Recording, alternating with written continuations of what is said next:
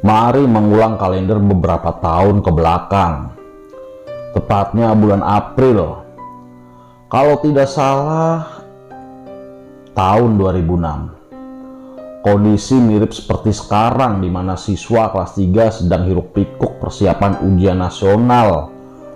Adalah rezeki yang melimpah bagi siswa kelas 10 dan 11. Dapat jatah liburan selama para kakak kelas sedang berjuang ujian.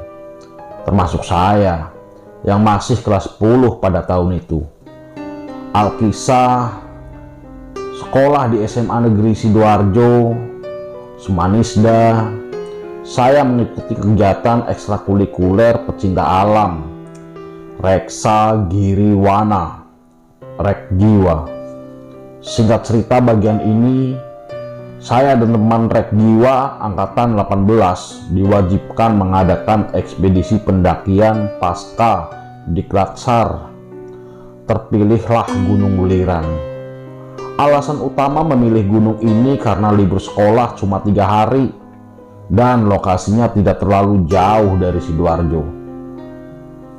Bukan bagaimana kami bisa mencapai puncak Welirang bersama, tapi cerita baru dimulai ketika bagaimana saya turun dari puncak, tersesat dan menjadi survivor.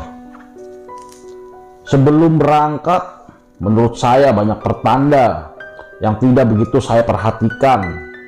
Pendaki senior dan mentor sesepuh gunung, namanya Cak Bonsai, sempat ngasih wejangan buat kami, terutama buat senior yang mendampingi, karena jumlah yang ikut naik cukup banyak, dan notabene kami yang masih junior belum pernah naik gunung hingga ke puncak. Pesan Cak Bonsai, kalau tidak sanggup ke puncak, cukup sampai pos terakhir saja. Tidak perlu dipaksakan, toh gunung gak lari kemana. Biasanya Cak Bonsai selalu mendampingi angkatan muda atau junior mendaki. Karena berhalangan, akhirnya beliau tidak bisa ikut. Pertanda kedua, ketika saya dikasih uang saku 2 lembar uang 20 ribuan, saya kembalikan 20 ribu kepada orang tua saya. Saya bilang 20 ribu sudah cukup. Orang mau tidur hutan, gak ada orang jualan, mau beli apa? Dan pertanda menurut saya yang ketiga, kalau tidak salah ingat lagi, salah satu sahabat saya yang juga ikut naik, Anjar Kuncoro, ngeyel dan selalu ngomong punya feeling tidak enak terus buat naik Welirang saat liburan UNAS. Anak ini juga selalu ngedumel agar ditunda dulu setelah UNAS karena Meta Sudarman, dengan alasan yang saya lupa tidak bisa ikut. Tapi akhirnya luluh juga. Ekspedisi Welirang diberangkatkan saja. Puncak Welirang adalah gunung pertama yang saya daki. Di gunung ini pula saya tersesat selama 3 hari 2 malam. Seorang diri dan berusaha bertahan hidup tanpa peralatan dan logistik apapun. Ya, tanpa logistik apapun.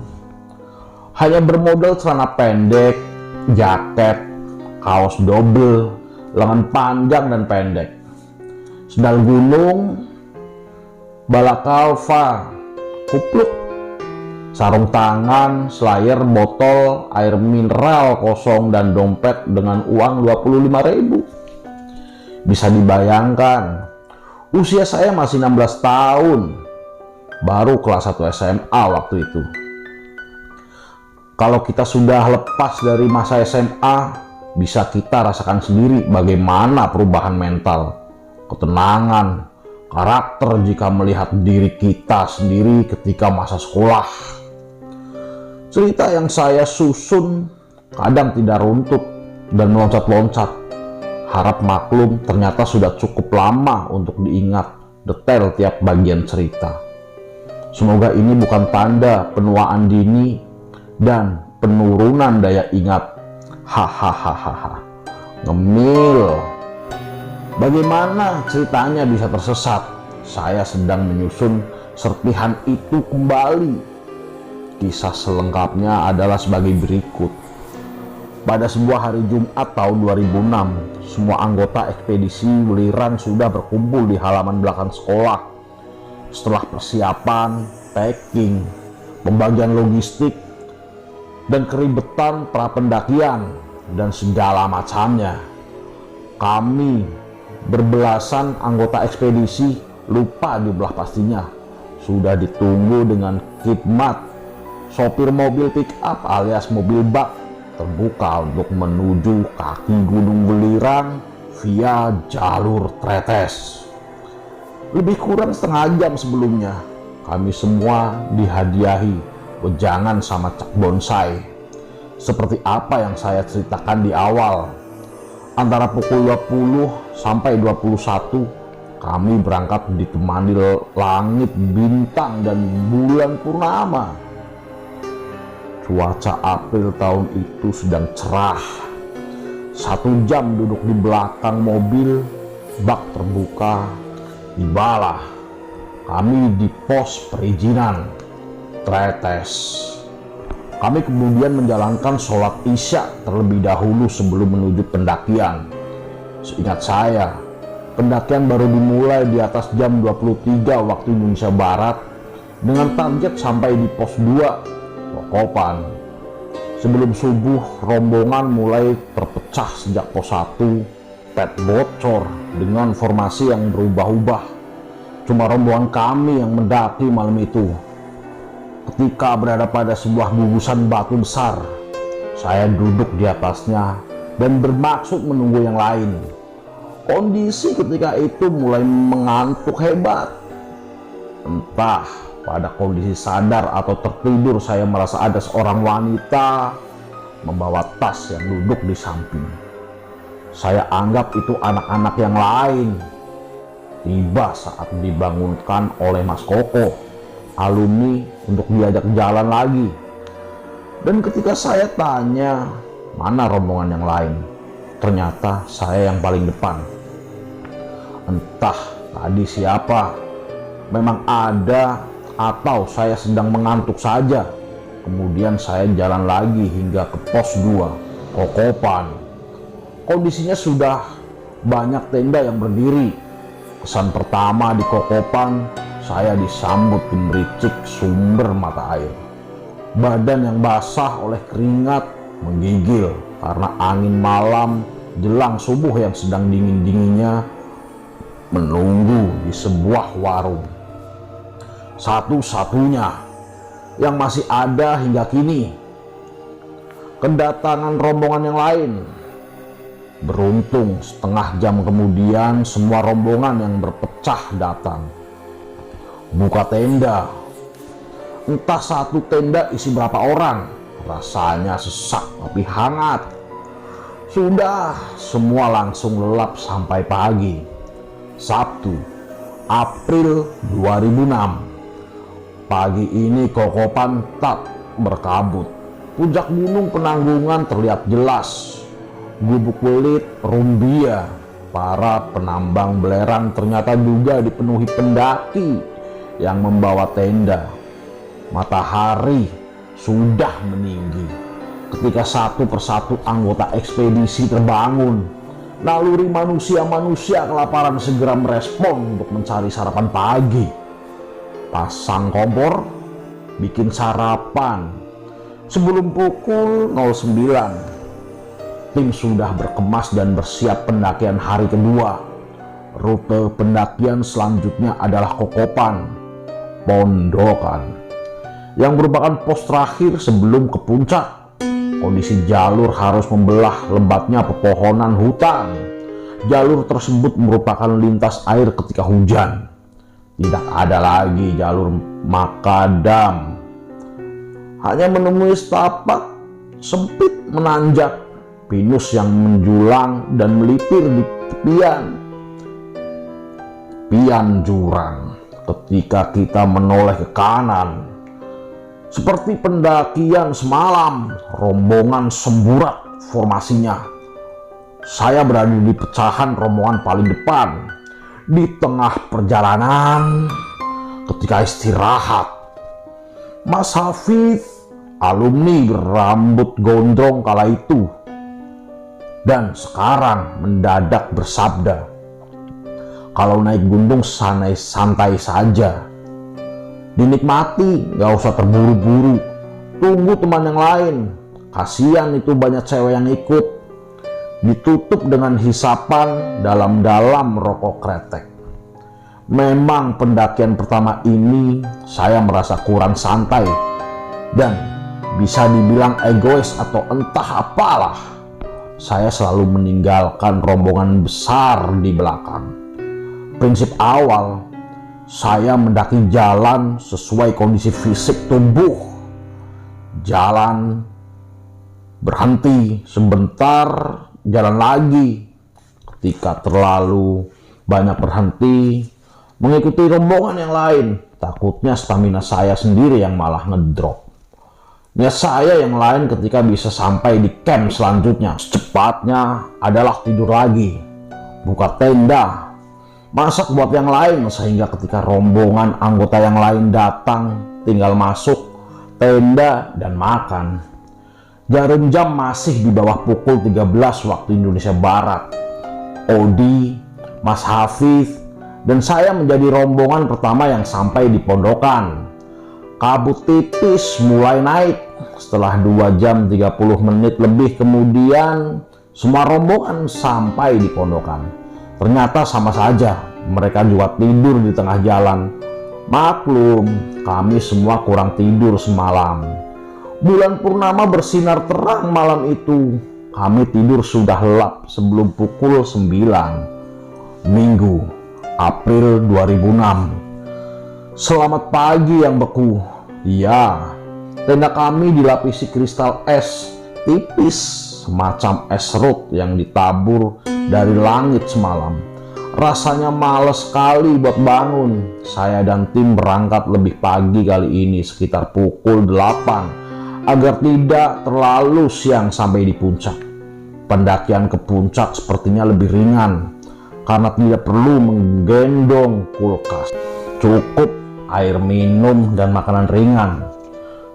Pilihan seragam buat saya pagi ini adalah celana pendek, selutut, jaket jumper, baju rangkap 2, sendal jepit, sarung tangan, dan black calva. Kupluk, sepertinya kupluk ini punya Anjar yang sangat saya pakai. Dan tanpa kaos kaki. Beginilah penampakan kami. Saya berjaket hitam ketiga dari kiri. Di pondok sebelum jalan ke puncak. Tapi akhirnya jalur menuju titik yakni puncak Welirang. Interval informasi rombongan tidak terlalu jauh karena kami tidak membawa beban ransel. Siang itu sangat terik, 10 waktu Indonesia Barat. Akhirnya sampai juga perjuangan melelahkan pendakian ini. Puncak Welirang, puncak pertama bagi saya dan ke-12 yang lain. Kalau belum lupa, saya cuma bertahan setengah jam di puncak Welirang 3166 mdpl. Logistik kami habis ketika sampai puncak, padahal saya sendiri sedang haus berat dengan kondisi panas puncak yang seperti itu. Inilah kenapa saya harus turun duluan ke pondokan. Nah, akhirnya si Odi Alvando juga punya inisiatif yang sama. Berjalanlah kami berdua turun duluan. Masih di sekitaran vegetasi puncak, ada botol air mineral kosong di tengah jalan. Sudah saya ambil saja. Pikiran ketika itu lumayan buat ambil air pondokan. Entah kenapa kami berdua istirahat di depan jalur persimpangan setapak. Saya sempat ngobrol sama Odi, kalau ambil kiri atau kanan sama saja. Nantinya setelah turun 1-2 bukit, ketemu pondokan lagi. Kemudian Odi jalan duluan. Dengan mengambil jalur kiri, saya masih istirahat karena mulai kepayahan dan haus. Setelah menghilang di semak, saya teriak dan masih ada balasan teriakan dari Odi. Nah, saya baru jalan lewat jalur yang sama. Kondisi awal jalur yang saya lalui tersebut masih lebar dan normal menurut penglihatan saya. Lama-kelamaan semak semakin meningkat, meninggi dan rapat. Entah kenapa saya masih jalan terus karena kondisi jalan yang menurun. Saya beranggapan turun 2 bukit lagi pasti sampai pondokan. Kondisi kehausan dan orientasi pikiran agar segera sampai pondokan untuk air minum. Kemudian saya mengindahkan kondisi yang semakin tidak wajar. Begitu sadar jalur semakin aneh. Ketika menoleh ke belakang, saya dihadapkan tebing terjal dan mulai membingungkan. Ternyata saya baru saja menuruni bukit yang bukan semestinya. Orientasi medan mendadak kacau. Ketika mau naik kembali persimpangan awal, badan mulai lemas untuk diajak menanjak. Ditambah lagi pikiran mulai bingung dengan kanan dan kiri jika mau kembali. Semak belukar ketika itu tingginya sepinggang orang dewasa. Saya mulai teriak-teriak minta tolong tapi tak ada respon. Semakin teriak, kerongkongan semakin mengering. Pikiran mulai panik. Saya menyibakkan semak belukar kanan, kiri yang ternyata penuh duri. Karena bercelana pendek mulai lutut ke bawah kaki ini dipenuhi luka gores. Saya tidak begitu merasakan rasa perih. Luka gores tersebut karena pikiran yang mulai kacau dan semakin panik. Ketika mencoba menerabas semak sambil menanjak lagi, jalur sebelumnya semakin menghilang dan membingungkan. Semua terlihat beda. Mendadak saya berdiri di tengah-tengah belukar pada kondisi tanah yang miring. Tentu saja kalau toh pun ada jalan setapak di bawah atau di atas saya akan terlihat. Harus kemana saya ini? Kemana?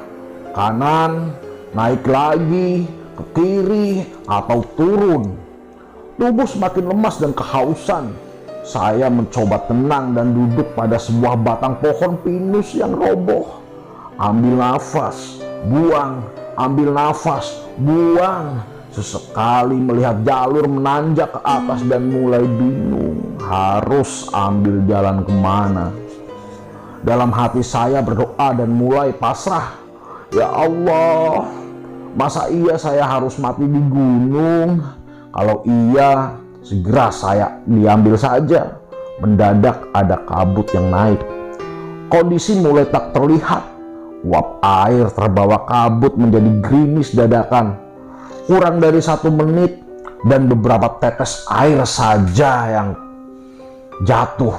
Spontan saya langsung buka mulut lebar-lebar dan menunjukkan lidah yang mulai kering. Alhamdulillah, setelah air masuk ke kerongkongan rasanya luar biasa. Iya, seingat saya cuma setetes, kemudian kabut perlahan hilang. Mulai dari sini muncul keyakinan bahwa saya belum akan mati di sini. Setelah cukup menenangkan diri, saya jalan lagi melipir ke kiri. Dan Allah memang Maha Pengasih dan Maha Penyayang. 5 meter dari tempat duduk, awalnya saya menemukan bebatuan dan kubangan air. Ternyata itu adalah jalur air sungai. Alhamdulillah, saya masih akan hidup. Setelah itu segala macam bacaan doa, zikir, tahmid, tahlil, hamdalah berusaha saya ucapkan terus-menerus. Mulut ini saya paksa untuk tidak diam dan selalu berdoa dan berdoa. Puncak Welirang berada pada ketinggian 3166 mdpl.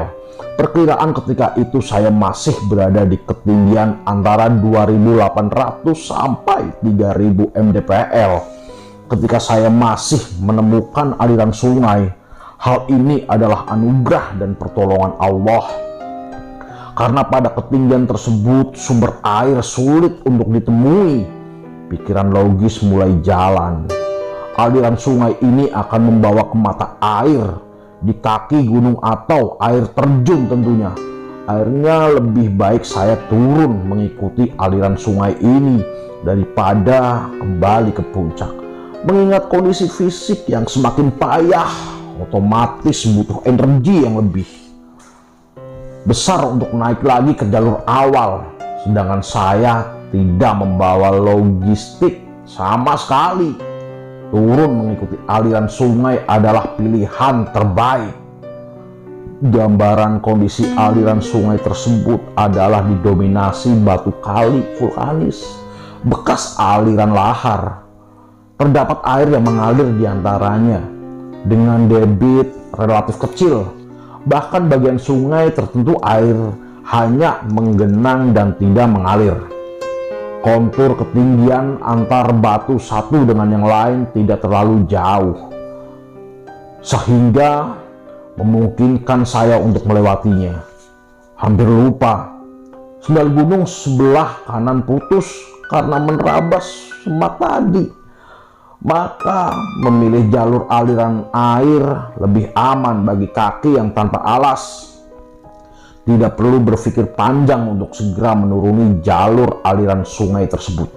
Setelah jam jalan melewati bebatuan tersebut, seekor burung hinggap di depan batu yang akan saya pijak selanjutnya. Entah burung ini dari jenis apa, mempunyai sayap warna biru dan burat ekor berwarna kuning. Ukurannya juga tidak terlalu besar. Begitu saya mendekatinya, burung ini tidak terbang menjauh, melainkan pindah ke batu di depannya.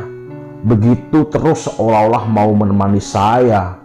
Ketika saya sengaja berhenti, burung tersebut juga diam, tidak hinggap di batu yang lain atau terbang. Cukup lama burung tersebut hinggap dari satu batu ke batu yang lain di depan saya dan menemani saya jalan. Ketika burung tersebut terbang menjauh ke ranting pohon dan menghilang, saya putuskan untuk berhenti. Dalam hati, ini mungkin pertanda. Perkiraan waktu itu masih pukul 14. Maka saya sempatkan untuk sholat zuhur. Beruntung masih ada matahari sehingga perkiraan arah kiblat barat tidak melenceng terlalu jauh. Jadilah saya sholat di atas sebuah batu besar di tengah aliran sungai. Perut mulai kembung karena hanya diisi air. Saya harus survival untuk mengisi lambung ini. Di sekitaran air tersebut hanya menemukan rumput yang paling memungkinkan untuk dikonsumsi. Sehingga sambil jalan, ngemil rumput liar yang saya paksakan untuk ditelan. Makan siang yang berkesan. Pada ketinggian tersebut tidak ada tumbuhan, buah, dan kawasan yang saya lewati adalah hutan pinus dan cemara. Saya sempat menggali tanah yang ada di aliran air tersebut, bermaksud untuk mencari cacing atau mencari belalang untuk asupan gizi. Entah memang masih berada di ketinggian atau kenapa, saya kesulitan mencarinya. Duduklah saya pada sebuah batu. Batu tersebut berada sebuah tepian jurang yang dasarnya hilang tertutup. Semak dan kabut tipis hanya mulai menerawang jauh dan merenung kejadian tadi. Kalau bisa menangis, mungkin saya menangis. Entah kenapa saya tidak bisa menangis. Sempat terpikir banyak hal aneh antara ini. Bagaimana kalau saya melompat ke jurang ini saja, biar meninggal di tempat ini? Berharap ada sebuah helikopter lewat dan minta bantuan. Andai saya bawa korek, saya bisa bakar semak ini. Buat tanda bahaya. Nikmatnya makan soto ayam. Kalau nanti sampai bawah, simpulan dari pikiran kosong saya tadi adalah saya harus pulang sendiri. sampai pos perizinan, beli sabun, sampo, mandi, makan soto ayam. Pulang naik angkot dan uang saku 25.000 cukup untuk semua rencana itu. Inilah salah satu yang memotivasi saya untuk terus berpikir jernih dan positif. Saya masih akan hidup dan selamat. Mendadak dari kejauhan samar terlihat segerombol orang membawa ransel. Di sisi jurang yang lain, spontan saya berteriak minta tolong. Sekali dua kali suara saya menggema. Setelah diperhatikan, bukan segerombolan orang, hanya halusinasiku saja. Mungkin faktor kelelahan. Prinsip selanjutnya adalah tidak melakukan survival di malam hari karena resiko sangat besar dan kondisi medan yang gelap. Oleh karena itu, saya sudah menyiapkan tempat istirahat untuk tidur dan tidak melakukan perjalanan ketika malam hari. Matahari mulai meredup ketika saya menyibakkan rumput ilalang yang setinggi dada. Inilah tempat tidur malam ini. Ilalang yang tinggi ini akan mengurangi terpaan angin secara langsung. Sebelumnya saya mengikatkan selayar hijau muda pada sebuah ranting pohon sebagai pertanda keberadaan saya jika ada seorang yang melewati nantinya. Entah kenapa saya memakai baju double. Mungkin sudah ditakdirkan baju lengan pendek saya ikat pada kedua bagian lengannya. Tujuan agar angin tidak bisa masuk. Kemudian saya jadikan selimut buat kaki, pasang sarung tangan, bala kalvak atau kupluk, rumput liar yang tinggi cukup empuk dijadikan bantal dan bersiap tidur. Posisi tidur saya menggulungkan tubuh sekecil mungkin, terutama menutup ujung jemari kaki dan tangan. Entah bagaimana, menggambarkan dingin di ketinggian di atas 2500 mdpl. Seingat saya waktu itu di pondokan tenda dilapisi kristal es, bisa diperkirakan sendiri tingkat suhu dinginnya seperti apa. Hari ini belum lagi gelap ketika saya merebahkan dan tertidur pulas. Di tengah tidur pulas itu saya terbangun dan kebelet buang air kecil. Entah itu pukul berapa, indikator alam menunjukkan bulan purnama bersinar terang, tegak lurus di atas kepala. Mungkin pukul 11 atau 12 malam. Angin lumayan kencang malam itu. Nah, ini yang menarik. Saya melihat lampu penerangan jalan, warna kekuningan, tidak jauh letaknya. Sepertinya saya sedang tidur di atas sebuah bukit. Dan di bawahnya ternyata ada jalan raya yang melingkar, ada jalanan pegunungan. Kemudian saya cukup meyakinkan, sayup dari kejauhan terdengar suara sepeda motor ngebut. Saya tidak mimpi, kondisi sadar. Pertanyaan muncul kemudian, masa iya saya sudah sampai kampung warga? Masa sih ngantuk? Kalau memang iya besok pagi saja. Terlalu beresiko. Akhirnya tak berani bergerak kemana-mana. Saya putuskan untuk tidur lagi. Badan mulai menggigil, sulit untuk langsung tidur lagi. 15 kemudian baru benar-benar bisa tidur. Hari yang berat dan tak terduga. Penasaran dengan kisahnya? Tunggu di part berikutnya. Untuk teman-teman jangan lupa like, komen, subscribe, dan tekan tombol loncengnya. Terima kasih. Assalamualaikum warahmatullahi wabarakatuh.